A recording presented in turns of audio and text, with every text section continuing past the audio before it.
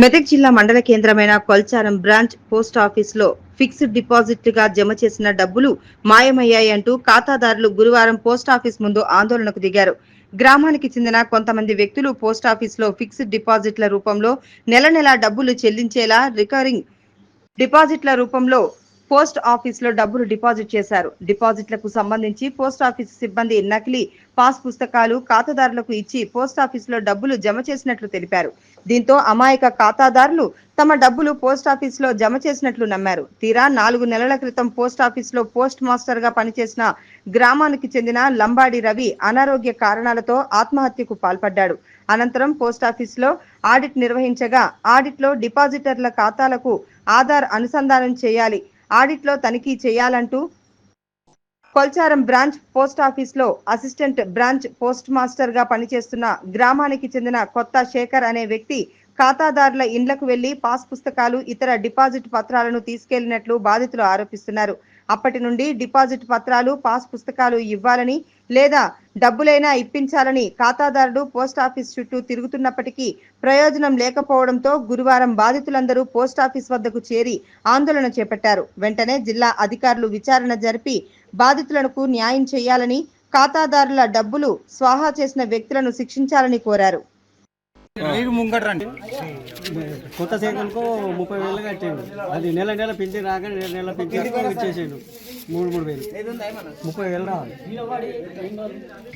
నా బిడ్డకు 3,000 రూపాయలు కడితే ఎంత కట్టామంటే 80,000 వస్తాయన్న. అట్లా అయినా సరే తన్నాను అప్పుడే కావాలని 1,000 రూపాయలు నెలకి ఇప్పటిదాకా కట్టినా. ఇక నాకు బుక్కులు ఇవ్వలేరు, రాసి పెడుతున్నామని చెప్పారు. నాకు బుక్కులు ఇవ్వలేరు, ఇప్పటిదాకా నువ్వు చెప్పు. 2021 సంవత్సరంలో మా నాన్న అయినటువంటి వర్కల నరసింహులు, అమ్మ అయినటువంటి వర్కల నామని ఇద్దరు ఖాతాదారుల పేరు మీద దాదాపు 4 విడతల ప్రకారంగా 5 లక్షల రూపాయలు జమ చేయడం జరిగింది. ఎఫ్డీ చేయడం జరిగింది, ఫిక్స్డ్ డిపాజిట్.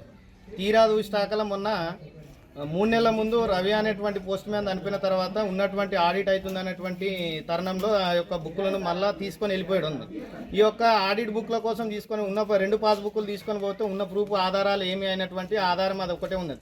కాబట్టి ఆ పుస్తకాలు తీసుకుపోయిన తర్వాత మొన్న 10 తారీఖు వచ్చి మళ్ళీ మేము అమౌంట్ కావాలి, మా యొక్క బుక్కులు ఇవ్వమని అడిగితే మీరు నాకు పైసలు ఎందుకు కట్టిరు, ఆ బుక్కులే లేవు నా దగ్గర అనేటువంటి విషయాన్ని వెలుబుచ్చడం జరిగింది. ఈ యొక్క కొత్త శేఖరు ఈ యొక్క తరుణం పెన్షన్ డబ్బులే కాదు అన్ని డబ్బులను గిట్ట సహాయ చేయడం జరిగింది. అందరు గ్రామ పెద్దల సమక్షంలో ఈరోజు పిలవడం జరిగితే ఆయన రాను అని ముఖం చాటు వేయడం గిట్ట జరిగింది. కాబట్టి దీనిపైన తగు చర్య తీసుకోవాలని మీడియా సమక్షంలో కోరుతున్నాను. మా నాయన పోస్ట్ ఆఫీస్లో 4 సార్లు 30,000 వేసి ఒకసారి 10,000 వేసి మొత్తం 1,00,000 రూపాయలు డిపాజిట్ చేసిండు. ఆయన చనిపోయే ముంగట వచ్చి ఆత్మహత్య చేసుకుంటాను ముందే నిర్ణయించుకొని మా ఇంటికి వచ్చి మా నాయనను అబద్ధం చెప్పి ఫోన్ నెంబర్ లింక్ చేస్తా చెప్పి బుక్ తీసుకొని పోయి చనిపోయిండు. అకౌంట్లో వేయలేడు. హెడ్ ఆఫీస్ పోయి ఎంక్వైరీ చేసినాం. మెదక్లో ఎంక్వైరీ చేసి అక్కడ లేవు. రంగంపేటలో పోయి ఎంక్వైరీ చేసాం, మొత్తం లేవు. ఆధార్ కార్డు వచ్చి అకౌంట్లు చూస్తే అకౌంట్లలో పైసలు లేవు. ఎవిడెన్స్ ఏం జిరాక్స్ కూడా ఏం లేకుండా మొత్తం స్లిప్తో సహా మొత్తం తీసుకొని పోయిండు. ఒక స్లిప్ కూడా ఉంచకుండా నేను ఫోన్ నెంబర్ లింక్ చేసేది ప్రతి ఒక్కటి లింక్ చేయాలని చెప్పి తీసుకొని పోయాడు. పైసలు కట్టేప్పుడు మాత్రం 2 సాక్షులు ఉన్నారు. గుంటూరులో మల్లయ్య ఉన్నాడు, రాజంగారు పోషాయ ఉన్నాడు. వెనకకు లెక్క పెట్టుకోలేడు కానీ లెక్క పెట్టి ఇచ్చిర్రు. వీళ్ళు శేఖర్ కూడా ఉన్నాడు, పోస్ట్ ఆఫీసులో ఉన్నాడు కానీ పైసలు లెక్క పెట్టలేడు. కాకపోతే ఉన్నాడు శేఖర్ కూడా లోపలనే ఉన్నాడు. ఈ మొత్తం ఏం సాక్ష్యం లేకుండా మొత్తం బుక్కు స్లిప్పులు మొత్తం తీసుకొని పోయి ఆత్మహత్య చేసుకున్నాడు. ఆయన చింపేసిండు. అకౌంట్లో అయితే వేయలేడు, అకౌంట్లో లెక్క వేసి పెట్టి ఆడ వచ్చి చెక్ చేస్తే ఒక్క దాంట్లో కూడా లేవు. 1,00,000 రూపాయలు.